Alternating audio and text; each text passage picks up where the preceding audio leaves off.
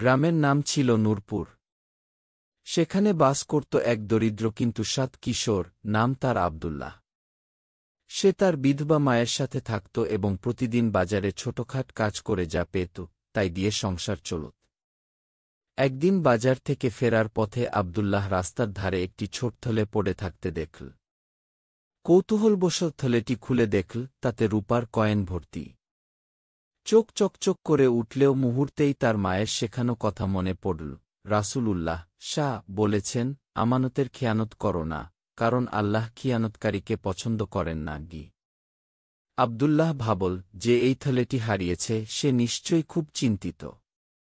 এটা তো আমার হক নয় কি? তাই সে সঙ্গে সঙ্গে বাজারে ফিরে গেল এবং লোকজনকে জিজ্ঞাসা করতে লাগল কেউ কি টাকা হারিয়েছে কিনা। অবশেষে এক বৃদ্ধ এসে বললেন, বাবা, আমি আমার সারা জীবনের সঞ্চিত কয়েন হারিয়েছি। কেউ কি পেয়েছে? আব্দুল্লাহ নিশ্চিত হতে বলল, আপনার থলেতে কি ছিল? বৃদ্ধ যখন সব ঠিকঠাক বর্ণনা দিলেন তখন আব্দুল্লাহ খুশি মনে থলেটি ফিরিয়ে দিল। বৃদ্ধ কেঁদে ফেললেন। তিনি বললেন, তোমার সততার প্রতিদান দিতে চাই।